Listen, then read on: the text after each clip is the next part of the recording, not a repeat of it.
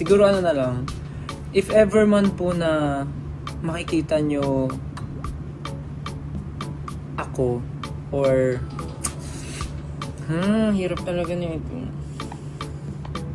Kung sakali man po na makita nyo ako or masaktuhan nyo po ako na paano ko ba siya i-put into words ng maayos? Kung sakali nyo man po na malaman nyo yung bahay ko, sana po huwag nyo pong i-share. Sana po huwag nyo i-share yung address ng bahay ko. I mean,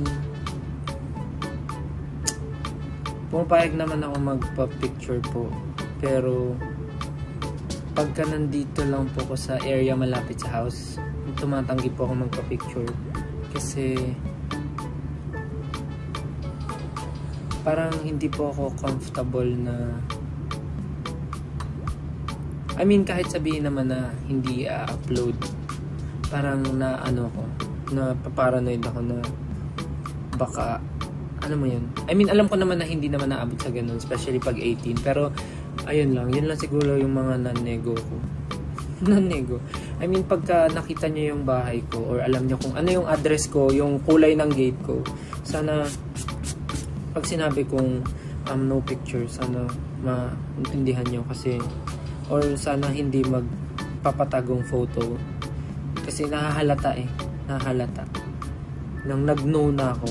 I mean, maayos naman yung way ko ng pag-no kasi nga nandito nga sa sige nga, shucks, ang hirap talaga. So kanina kasi pagkuha ko ng food, may tao sa baba, so she asked for a photo and then sabi ko okay lang ba na hindi? Sabi ko sorry po, no, kasi bahay po, malalaman yung yung itsura ng lugar. Sabi niya hindi daw niya ipopost, pero kasi ayoko talaga pag ganun. So sabi ko talaga sorry po, no po talaga. Sabi niya isa lang daw, pero sabi ko kasi no po talaga, pasensya na kasi tapat talaga ng bahay kasi magpa-picture. I mean, I mean, okay lang naman sa akin, pero kung wala dito sa area, okay lang sa akin kung wala dito sa area. Pero kasi nung nag-know ako, parang nakita ko pa na nagtatry siyang mag-sneak ng photo na ginaganon niya.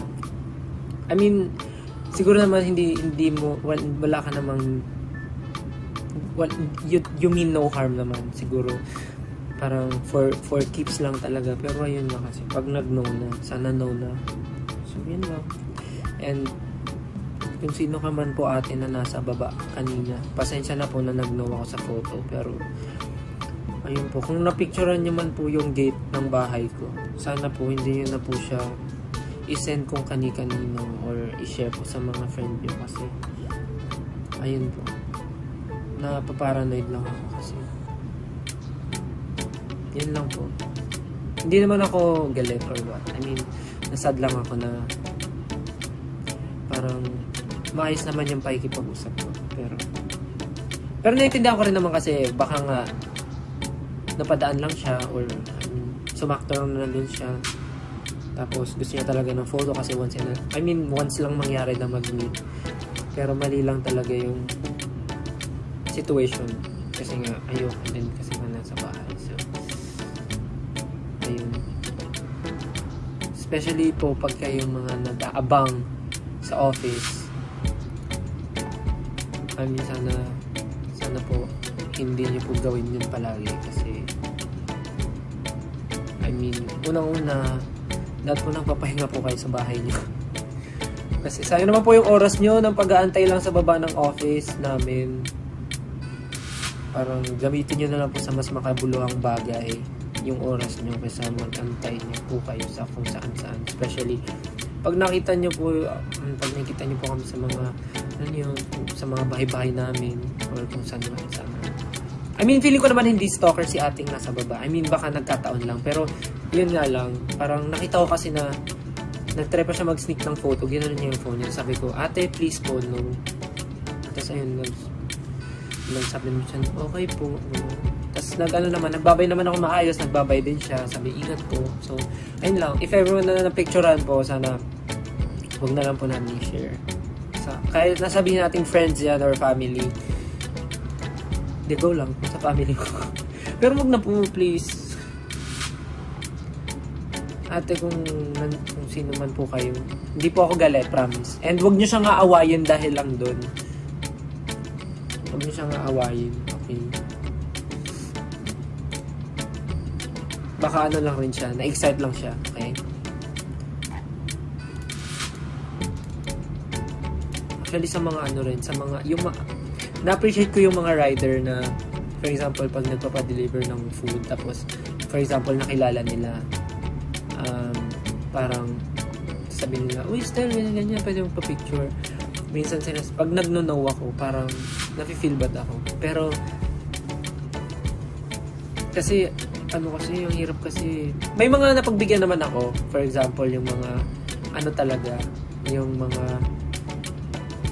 alam mong, mararamdaman mo kasi pagka sobrang lang, yung hindi nila ako kilala, pero kilala ko ng asawa niya kasi nanonood ng TV. Alam mo yung parang hindi ko naman maiisip na ipagkakalat nila yung photo. Parang ganun. Yung mga ganun.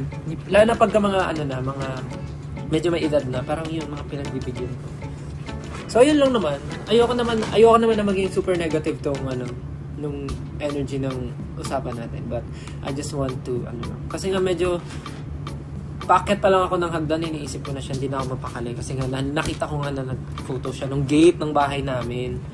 Ng bahay ko. So, parang, hindi ako mapakali. So, I just need to voice it out.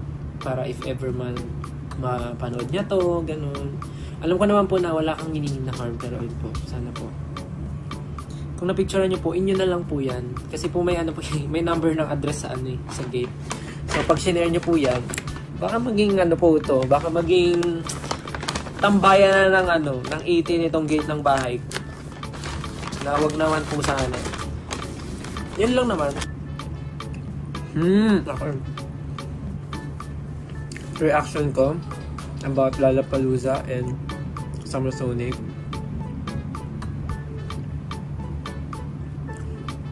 Happy kami, siyempre.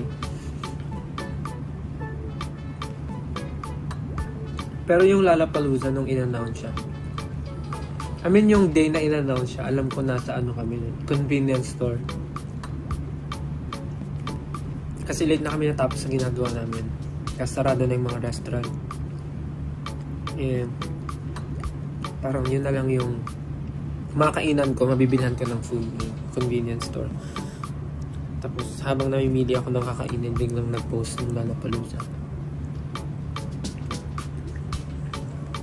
Ayun, maiyak-iyak. Pero, di ako maiyak ng tunay kasi